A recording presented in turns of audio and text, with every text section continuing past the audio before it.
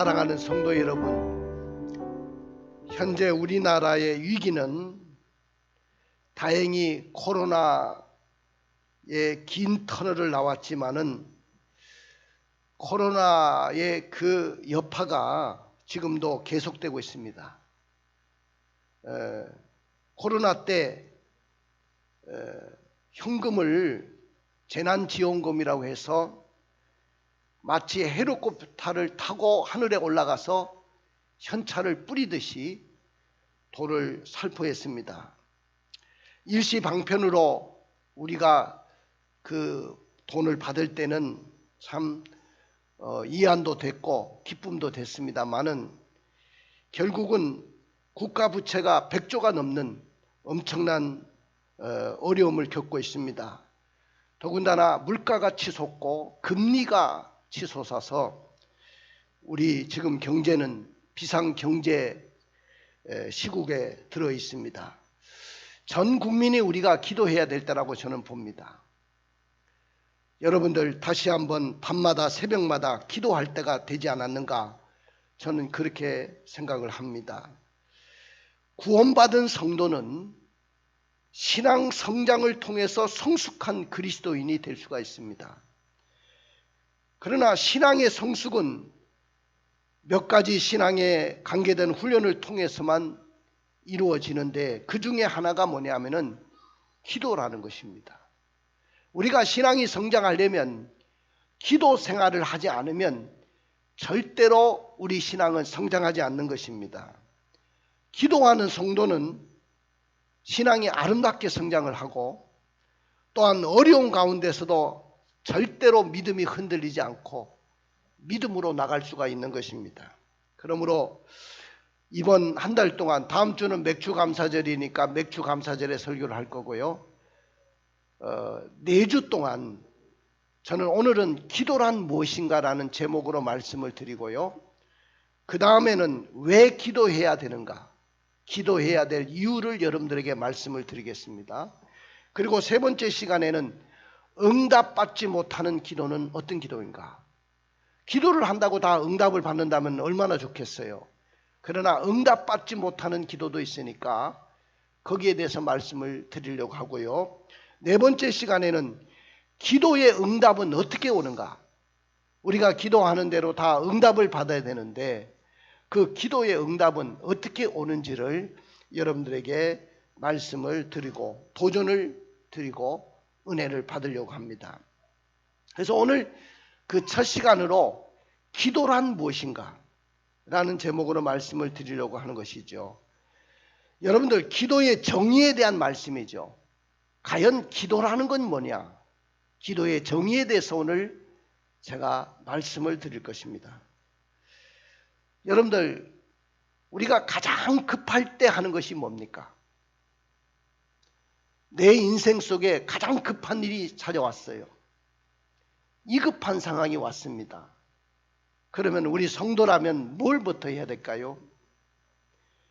여러분들, 라디오 전파는 1초에 18만 6천 마일을 갑니다. 빛의 속도는 1초 동안에 지구를 7바퀴 반을 돕니다. 한국에서 미국까지 1초도 걸리지 않습니다. 그런데 그것보다 더 빠른 것이 뭐냐? 빛의 속도보다, 공중파 전파의 속도보다, 그것보다 몇 배나 더 빠른 것이 뭔지 아십니까? 그것은 바로 기도라는 것입니다. 할렐루야. 하나님 앞에 기도드리는 것은 내가 입을 벌려서 기도하는 그 순간부터 오늘 하나님 앞에 도달하게 되는 것이죠. 그러니까 여러분들은 가장 급할 때, 내 인생에 가장 위급한 상황이 오고 어두운 밤이 찾아왔을 때 먼저 기도를 할 수 있기를 원합니다. 기도를 멈추지 마시기를 바랍니다. 그러므로 가장 급할 때 내가 해야 될 일은 기도라는 거죠. 사랑하는 성도 여러분, 오늘 본문의 야곱의 생애는 파란만장한 인생을 살았어요. 저도 짧은 인생을 살았는데 저도 파란만장한 인생을 살아왔다고 저는 생각이 들어요. 내 인생에 그다지 편안한 삶이 없었습니다. 목회자가 된 그 순간부터 저는 항상 마음을 졸이고 살았습니다. 교회가 부흥되기를 원하고, 교회가 안정되기를 원하고, 더군다나 아무것도 없는 가운데서 이 예배당을 짓고 난 후에부터는 저에게는 웃음이 사라졌었어요. 그만큼 힘들고 어려운 세월이었습니다. 그렇지만은 오늘 야곱의 생애에 비하면 저의 생애는 아무것도 아닙니다. 이 야곱은 아버지를 속이고 팥죽 한 그릇으로 형의 장자 명분을 빼앗고, 아버지가 연로하실 때 장자에게 축복을 하는 그 순간에 아버지를 속이고 어머니와 합작해서 형이 받아야 될 그 장자권의 축복을 다 가로챘습니다. 그것 때문에 형에게 미움을 받았고, 이 형 예서는 사냥꾼이었고 어릴 때부터 호전적인 사람이었기 때문에 동생을 죽이려고 하는 것입니다. 이놈을 죽여야 되겠다. 내가 죽이지 않고는 내가 살 수가 없어. 쌍둥이 동생이었지만은 이 동생을 죽이려고 단단히 마음을 먹게 되니까 어머니가 그 이야기를 듣고 가슴이 철렁 내려앉는 것 같습니다. 이러다가는 형제 간에 칼부림이 날 것 같아요. 그래서 야곱을 불렀습니다. 야곱, 형의 마음이 이렇게 상해서 분노하고 있으니까 며칠 동안이라도 저 밧다마람이라는 곳에 애삼촌이 있지 않냐? 나의 고향이 있지 않냐? 나의 친정인 애삼촌 집에 가 있으면 안 좋겠네? 그렇게 권면을 합니다. 그래서 야밤 도주를 합니다. 야밤 도주를 하는데 아무것도 챙기지 못하고 나왔어요. 그냥 지팡이 하나 가지고 나왔습니다. 물병 하나 들고 나왔어요. 기름병 하나 들고 나왔습니다. 밤이 어둑어둑해졌습니다. 어디 가서 잘 데도 없었습니다. 찬바람이 부는 광야에서 하늘을 이불 삼고 돌을 베개 삼아서 잠을 청하는데 잠이 오지 않았습니다. 근데 어느 순간인데 눈이 확 열리는데 하늘부터 땅끝까지 사닥다리가 딱 놓였는데 천사가 오르락 내리락 하는 광경이 보이면서 나는 너의 조부 아브라함의 하나님이요 너의 아버지 이삭의 하나님입니다. 내가 너의 누운 땅을 다 너와 너의 자손에게 줄 것이고 내가 너에게 약속하고 허락한 것을 다 이루기까지는 내가 너를 떠나지 아니할 것이다. 야곱이 눈을 떠서 잠에서 깨는 후에 하나님이 여기 계시는데 내가 몰랐구나. 자기가 돌베개했던 그 돌을 기둥을 삼고 하나님, 내가 아버지 집에 성공해서 돌아오면, 편안하게 돌아오면 이 돌이 바로 성전 돌이 될 것이고 또 하나님은 나의 하나님이 될 것이고 내가 그동안 성공해서 돈을 모으면 10의 1을 반드시 하나님 앞에 드리겠습니다. 아버지 집에 편안하게 돌아오게 해주십시오. 바로 20년 전에 그렇게 서원했던 야곱이 20년 만에 고향 땅을 들어오게 됩니다.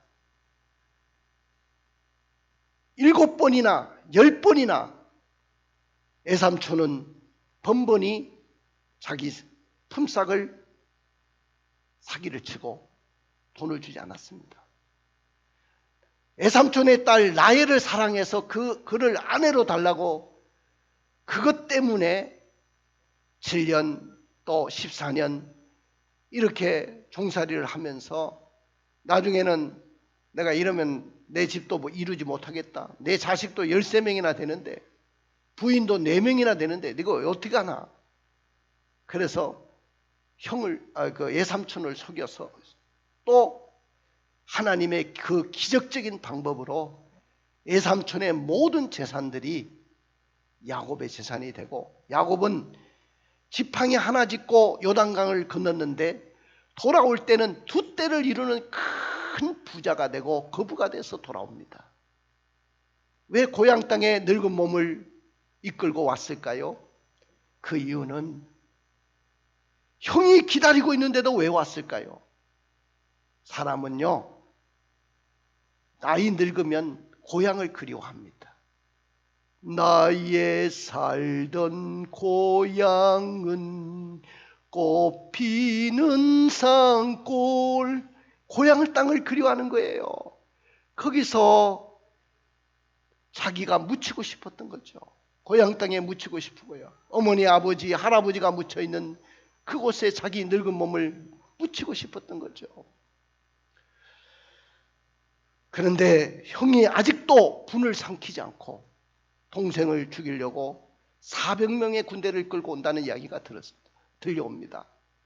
마음이 그냥, 이 심장이 그냥 쪼그라드는 것 같고 너무 두렵고 너무 답답한 겁니다. 그래서 오늘 야곱은 그 어려운 상황 속에서 약복강가에 섰을 때, 저 야곱이 고민했던 그 약복강 앞에 서서 가봤거든요. 저도 야곱을 묵상했어요. 말씀을 이 창세기 32장 그 현장, 지금은 요르단 땅에 있는데 그 땅에서 보면서 야곱을 묵상하는데 야곱이 얼마나 답답했을까. 다 모든 가족들을 다 약복강을 건너게 하고 난 후에 자기가 홀로 남아서 그 인생의 긴 밤에 하나님 앞에 기도하는 일을 결정합니다. 하나님 앞에 엎드리게 되는 것입니다. 야곱의 기도는 어떤 기도였을까요? 야곱의 기도는 영적인 전투와 같은 기도였습니다. 오늘 그래서 기도란 무엇인가, 이런 제목으로 말씀을 드리려고 합니다. 그러나 여러분들, 야곱도 기도 외에 다른 길을 선택할 수도 있었습니다.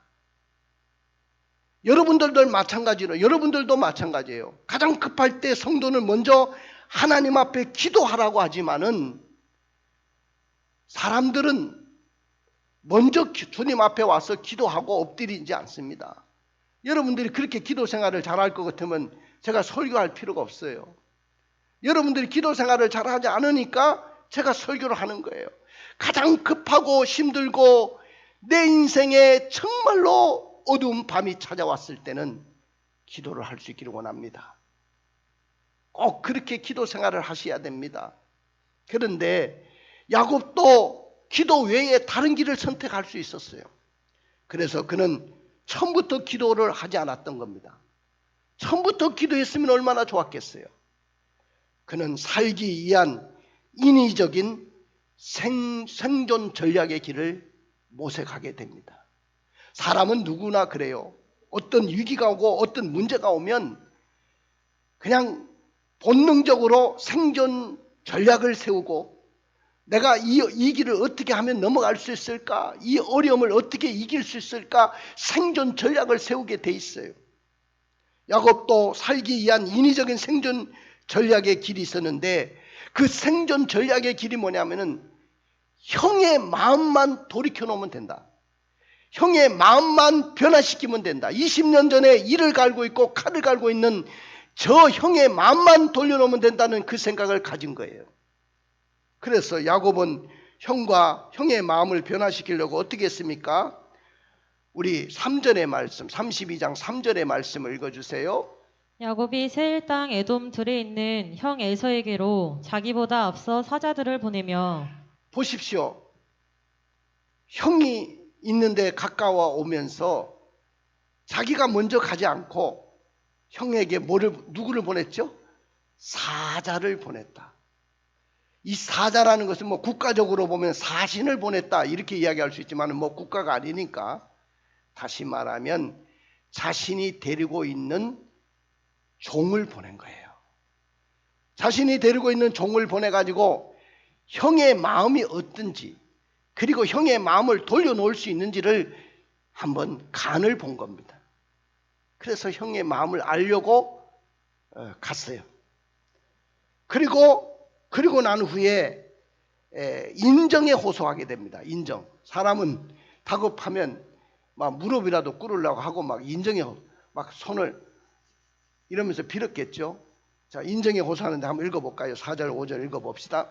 그들에게 명령하여 이르되 너희는 내 주 에서에게 이같이 말하라. 주의 종 야곱이 이같이 말하기를 내가 라반과 함께 거류하며 지금까지 머물러 있었사오며 내게 소와 나귀와 양떼와 노비가 있으므로 사람을 보내어 내 주께 알리고 내 주께 은혜를 받기를 원하나이다 하라 하였더니 야곱이요, 형을 얼마나 높이는지 형을 주인으로 높입니다. 자기는 종입니다. 내가 내 주께 고합니다. 사신을 보내서 나는 나반에게 붙어가지고 20년 동안 살았는데 내게는 소와 양과 짐승들이 많습니다. 얼마든지 형님이 원하시면 내가 이거 드리겠습니다. 뇌물을 드리려고 해서 뇌물을 보냈으라도 형의 마음을 돌려놓으려고 했던 것입니다. 형 에서와 맞닥뜨려야 되는 일생일대의 목전에서 야곱은 형의 마음을 변화시키려고 지금 가진 수단과 방법을 다 동원하고 있는 거예요. 가진 수단과 방법을 다 동원합니다. 여러분들도 그렇잖아요. 다급하고 힘든 일을 만나면 거기에서 살아남아서 나오려고 얼마나 발부둥치고 인간적인 노력을 하는지 몰라요. 이게 바로 인생이에요. 이게 인생이라고.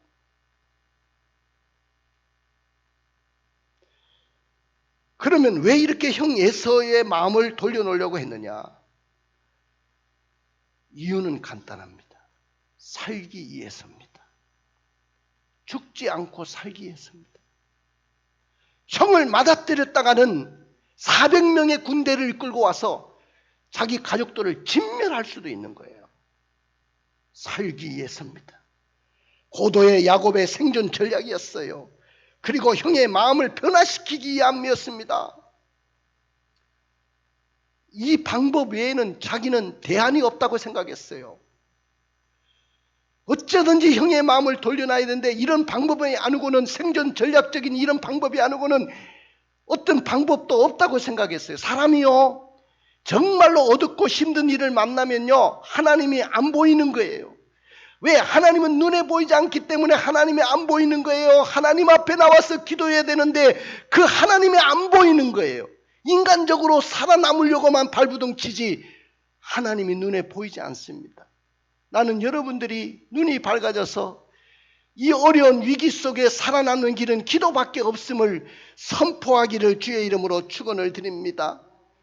이렇게 인간적으로 살아남으려고 발부둥침으로 그 결과는 어떻게 됐습니까? 에서에 대해서 야곱은 더 두려움만 더 생기게 됐어요. 6절부터 8절을 읽어보세요. 사자들이 야곱에게 돌아와 이르되 우리가 주인의 형 에서에게 이른즉 그가 400명을 거느리고 주인을 만나려고 오더이다. 야곱이 심히 두렵고 답답하여 자기와 함께한 동행자와 양과 소와 낙타를 두 떼로 나누고 이르되 에서가 와서 한 떼를 치면 남은 한 떼는 피하리라 하고. 그렇습니다. 오늘 야곱은요, 두려움이 더 생겼어요. 사자들이 가서 알아봐라, 간을 봐고 오라 그랬더니 하는 말이 우리가 봤더니요, 뇌물 공여는 절대로 통하지 않고요, 400명의 군대를 이끌고 온답니다.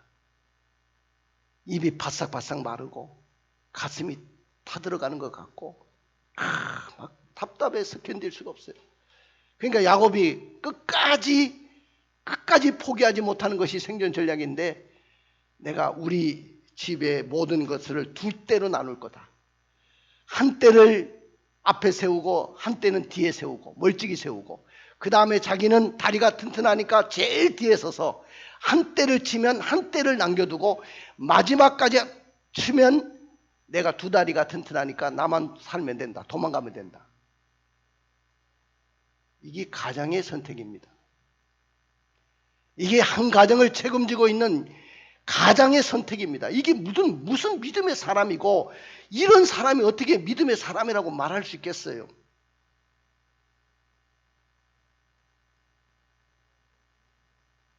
여러분들 답답했어요. 400명의 군대가 온다는 이야기는 야곱에게는 청천벽력과 같았고 너무 가슴에 심한 통증을 느낄 수밖에 없었습니다. 야곱이 두려움과 답답함으로 안절부절하고 막 그럴 때 그 4명의 부인들이 그걸 지켜보는 부인들은 어떻게 했겠어요? 부인들의 마음도 다 들어가는 거예요. 13명의 자녀들은 어떻게 했어요? 아버지가 저렇게 안절부절하고 갈 바를 못 잡는데 그 자식들은 어떻게 했겠습니까? 하나님, 지난날에 제가 아버지를 속이고 형의 장자 명분을 갈취한 후에 낯선 땅 바다마람이라는 내삼촌 집에서 20년 동안 종살이하며 살면서 저요 평안한 삶을 살지 못했어요. 그곳은 영원한 정착지가 되지 못했습니다. 이제 내가 두 때를 이루는 큰 부자가 돼서 돌아왔지만은 저의 마지막 소원은 이 늙은 몸을 고향 땅에 우리 할아버지 아버지가 묻힌 이 땅에 묻히고 싶습니다. 그래서 지금 고향 땅에 왔는데 에서가 400명의 군대를 끌고 나를 죽이려고 온다고 합니다. 지금 내 마음은 너무 답답하고 두렵습니다. 내가 어떻게 해야 살아남을 수 있을까요? 두려워 떨고 있습니다. 사랑하는 성도 여러분, 그럼에도 불구하고 야곱은 이 상황 속에 역시 야곱은 그 마음속에 믿음이 있는 사람이에요. 홀로 남아서 전투적인 기도의 길을 선택합니다. 할렐루야.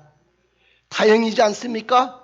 야곱이 끝까지 인간적인 방법으로 살아남으려고 했다면 야곱은 망할 수밖에 없었을 거예요. 근데 그럼에도 불구하고 그는 홀로 남아서 전투적인 기도의 길을 선택하는 것을 봅니다. 하나님은 야곱이 형 에서의 마음을 돌려놓기 위해서 죽음뿐인 화해가 아니면 죽음뿐인 양자택일의 기도에 처한 상황 속에서 전투적인 기도의 길을 선택한 그 야곱을 지지하고 싶으신 분이 우리 하나님 아니시겠어요? 참 잘 선택했다. 야곱 너무 잘 선택했어. 그렇지. 믿음의 사람은 기도해야지. 네가 답답다고 그거 해결 방법이 있어? 내가 볼 때는 해결 방법이 없는데 근데 왜 자꾸 인간적인 방법으로 살아남으려고 하니? 하나님은 기도하려고 결정한 야곱을 보시면서 너무 기쁘신 겁니다. 그냥 당장이라도 다가오셔서 그를 품에 안고 그의 모든 문제를 해결해 주고 싶으신 분이 우리 하나님이신 줄로 믿습니다. 그 하나님은 은혜로우시고 자비로우시고 긍휼이 풍성하신 우리 하나님이신 줄로 믿습니다. 오늘 하나님은 야곱이 형 에서와의 그 화해가 아니면 죽음뿐인 양자택일을 기로해서 오늘 어떻게 하셨는가요? 일방적이고 선수적인 사랑으로 찾아오셨어요. 일방적이라는 말은 그와 상관이 없이 그와 의논도 하지 않고 하나님은 찾아오셨고 먼저 찾아왔어요. 여러분들 내가 하나님을 찾아서 내가 예수를 믿은 것처럼 생각하지 마세요. 그래서 난 뭐 힘들고 어려우면 나 예수 안 믿을 거야. 여러분들이 예수를 선택하고 교회를 나오게 된 것은 하나님이 먼저 사랑하셨기 때문에 교회로 인도하신 거예요. 여러분들 스스로가 내가 힘들다고 믿음을 포기할 고난도 없고 권리도 없는 것입니다. 그런데 많은 성도들은 힘들고 어려우면 제일 먼저 하는 것이 아이들 옛날에 그러더라고. 학원 끊을 거예요. 그런데 너 교회 왜 안 왔냐 그러면 나 교회 끊을 거예요. 학원을 끊듯이 교회 애들도 교회를 끊는데요. 우리가 믿음의 사람이라면 하나님이 선수적인 사랑으로 일방적으로 오셨다는 것을 여러분들이 기억해야 됩니다. 하나님이 세상을 이처럼 사랑하사 독생자를 주셨으니 이는 그를 믿는 자마다 멸망치 않고 영생을 얻게 하려 하심이니라. 믿으십니까? 언제 만나주셨죠? 야곱이 홀로 남았을 때입니다. 그는 더 이상 어떻게 할 수가 없는 그런 상황이었어요. 그래서 오늘 자기도 살고 우리 가족들도 살고 내가 이 가족들과 행복하게 살 수 있는 길이 뭔지 홀로 남아서 고민할 때입니다. 가끔씩요, 어떨 때는 혼자 산책하면서 아무에게도 방해받지 않고 혼자 산책하면서 고민하게 될 때가 있죠. 아마 야곱도 그랬을 것입니다. 그때 하나님이 찾아오신 것입니다. 그 다음에 죄가 너무 커서 나는 하나님을 만날 수 없다고 했을 때 하나님을 만나 주셨어요. 하나님, 저요 구제불능의 사람이에요. 아버지도 속이고 형도 속이고요. 어머니와 합작해가지고 형이 받아야 될 그 장자권의 축복을 내가 다 가로챈 사람이에요. 애삼촌까지도 이용해가지고 내가 큰 부자가 된 사람이에요. 나는 구제불능의 사람이에요. 내가 이렇게 죄 많은 사람인데 내가 어떻게 구원받을 수 있을까요? 우리는 하나님 앞에 무슨 죄를 지어서 고민하고 있습니까? 죄가 많다고 고민하고 있을 때 그 죄 문제를 해결해 주실 분은 바로 하나님이십니다. 우리의 죄를 기억도 하지 아니하시고 주님은 등 뒤에 그 죄가를 던지신다고 했고 동이새에서 뭔가 같이 우리 죄가를 멀리 옮기셨다고 했습니다. 묻지도 않고 따지지도 않는다고 했습니다. 예수 믿는 사람에게는. 할렐루야. 또 나는 실패했다고 좌절했을 때 하나님을 만나 주셨습니다. 하나님, 나는 자녀 교육에도 실패한 사람이요, 내 자식놈이요, 정말로 누벤이라는 자는 내 첩을 건드리고 큰 자식은 그런 놈이고 네이와 유다는 살인죄를 범하고 세겜 족속들을 다 쳐 죽인 그런 살인자들이고 딸 디나는 지 잘났다고 이쁘다고 쫓아다니다가 세겜 족속에게 강간을 당하고 또 베냐민은 너무 연약해가지고 건강치 못해서 염려가 되고 내가 요셉을 믿었는데 이 요셉마저도 어디 갔는지 알 수가 없습니다. 나는 자식에게 진짜 실망한 사람입니다. 자녀 교육에 실패했습니다. 그리고 형의 마음을 돌리는데도 내가 실패했어요. 이렇게 실패했다고 생각하는 사람에게 주님은 찾아오시고 함께 해주십니다. 외로울 때도 하나님은 만나주시는 분이에요. 여러분들 나이가 먹으면 외롭습니다. 자주 부모님 찾아뵀어요. 외로워요. 말벗이 돼주세요. 전화라도 하세요. 저는 우리 어머니 살아생길 때 내가 먼저 전화하기 전에 우리 어머니가 먼저 전화하셔요. 하루에 한두 번씩은 꼭 어머니와 전화했어요. 우리 어머니가 먼저 전화해 주시니까. 전화 주셨으니까. 어머니 죄송합니다. 제가 먼저 전화해야 되는데 어머니가 이렇게 여러분들 전화라도 자주 드리세요. 외로운 것입니다. 외로울 때 하나님은 만나주시는 분이에요. 할렐루야. 부부라도 사랑과 행복은 나눌 수 있지만은 불행은 함께 나눌 수 없어요. 부부도.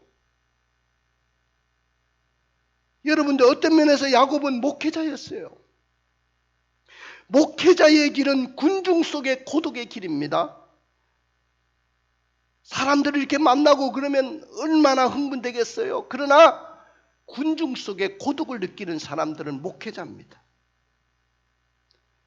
괴로울 때 주님의 얼굴 보라, 평화의 주님 바라보아라.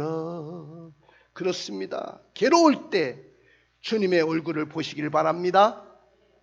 환난 날에 하나님은 만나 주신다고 했어요. 자, 읽어볼까요? 시편 50편 15절입니다.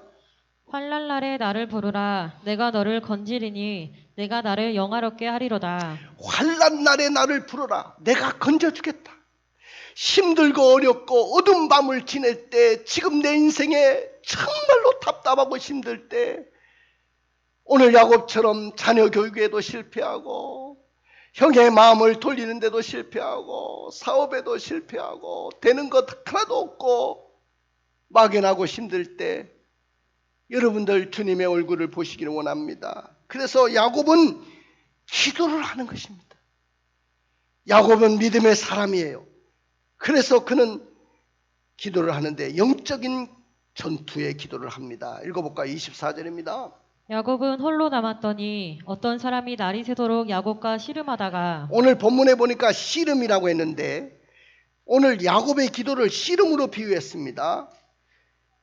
축복을 간절히 원하면서 마치 씨름할 때 상대방의 삿발을 놓지 않고 어째든지 넘어뜨리려고 했던 것처럼 야곱은 천사를 붙들고 늘어집니다. 나를 축복하지 않으면 절대로 당신을 놓지 않겠습니다.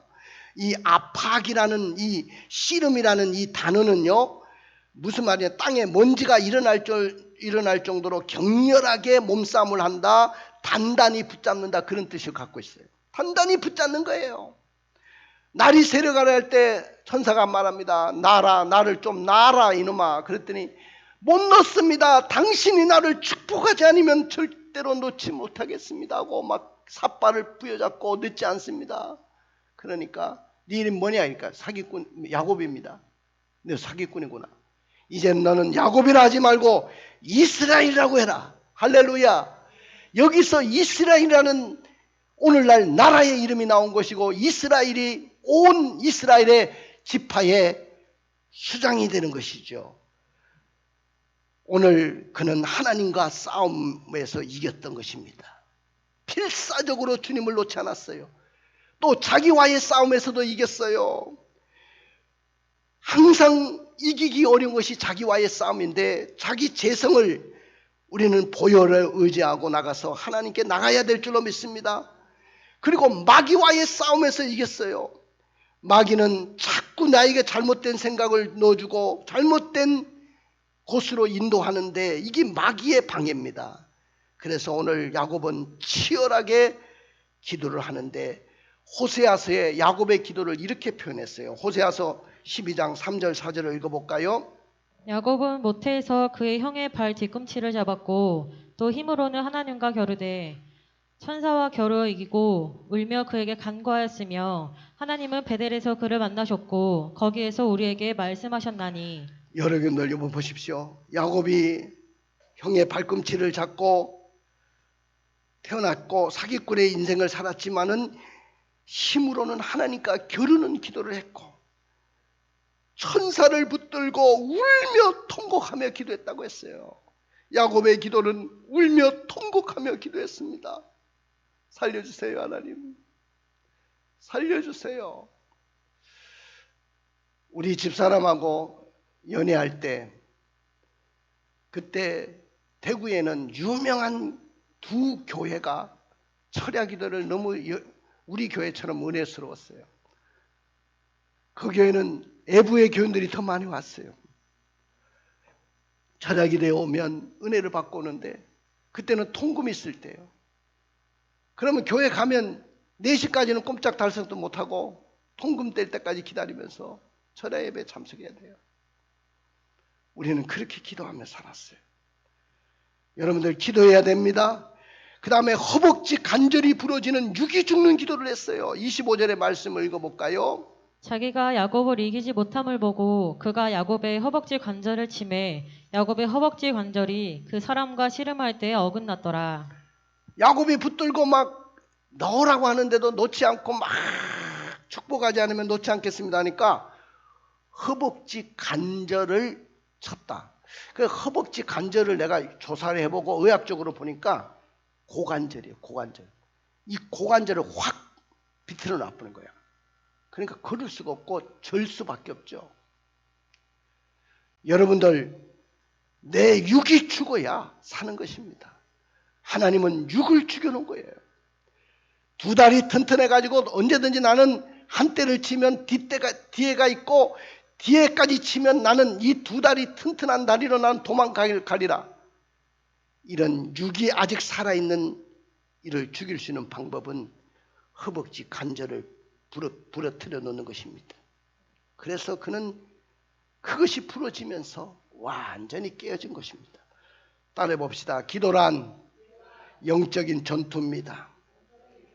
그렇습니다. 기도는 하나님께 나가는 최선의 길입니다. 반대로 말하면 마귀에게서 가장 멀어지는 방법이 기도입니다. 기도는 영혼의 호흡입니다. 사람의 육체가 살아있는 것을 확인하는 방법 중에 하나가 숨을 쉬고 있는 거 아니겠어요? 따라서 영혼이 살아있다는 것을 확인하려면 내가 기도하느냐 기도하지 않느냐를 보면 알 수 있습니다. 기도는 사랑의 교제이며 믿음의 고백입니다. 우리 마음에 하나님을 향한 믿음이 없다면 우리는 한마디의 기도도 할 수가 없는 거예요. 기도하는 사람은 믿음이 있다는 것입니다. 기도는 하나님의 은혜와 은사를 나누는 생명선과 같은 거예요. 기도하면 하나님의 아름다운 선물 은사와 하늘의 아름다운 은혜가 내게 내려오는 것입니다. 기도는 영적인 전투입니다. 영적인 승리를 위해서 우리는 기도하는 것입니다.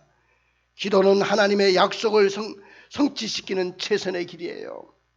아브라함에게 주셨던 그 축복의 약속, 예수님이 내가 세상 끝날 때까지 내가 너와 함께 하겠다는 임마누엘의 축복, 기도 약속의 축복, 그 약속을 다 누리는 길은 기도밖에 없어요. 기도는 영혼의 생명을 유지시키는 생명줄과 같은 겁니다. 사느냐 죽느냐, 우리 인생의 모든 성패가 기도에 달려있는 거예요. 그리고 기도는 하늘의 황금 창고를 여는 열쇠예요. 기도는 금액이 적히지 아니하는 보증수표를 주시는 거예요. 금액이 적히지 않았어요. 이걸 뭐라고 하죠? 백지수표죠. 기도는 백지수표와 같은 거예요. 기도는 나약한 인간이 하나님으로부터 능력 부여받을 수 있는 유일한 능력의 통로입니다. 기도하기를 결정한 분들은 철야 예배에 나오세요. 새벽 예배에 나올 수 있는 분들도 새벽에 나오세요. 이렇게 기도하게 되니까 야곱이 변해서 이스라엘이 되고, 형이 20년 만에 만나가지고 400명의 군대를 이끌고 오다가 형이 나를 끌어안고 울어요. 동생 얼마나 고생했어. 얼굴이 왜 이렇게 망가졌어. 나보다 더 늙었네. 주름살이 왜 이렇게 많은 거야. 형이 오히려 용서를 해주고 뜨거운 형제간의 해우의 정을 누리게 됩니다. 이것이 기도의 능력인 줄로 믿습니다. 가슴에 손을 얹고 눈을 감아 보십시오. 우리는 코로나의 긴 터널을 이제 나왔습니다. 이제는 우리는 새로운 삶을 살려고 하니까 경제가 이렇게 이 모양으로 망가져 있어요. 너무 힘들어요. 저도 힘들어요. 여러분들도 힘들죠? 문제가 있을 때 사람부터 만나지 말고 하나님부터 만나세요. 믿으십니까? 사람부터 만나려고 하지 마세요. 내 뜻대로 되어지지 않을 때 잘 안 되는 배후에는 사회적인 요인도 있고 개인적인 요인도 작용하지만은 거기에는 하나님의 손길이 간섭하고 있기 때문에 사람부터 만나지 말고 하나님부터 만나세요. 또 세상적인 것보다 신령한 것을 구하시길 바랍니다. 너무 세상적인 것 구하지 말고 신령한 것을 구하세요. 다른 사람을 변화시키려 하지 말고 나 자신이 변화되면 다른 사람 변화됩니다. 내가 변화되니까 형의 마음도 변화됐어요. 내가 변화돼야 돼요. 할렐루야. 눈을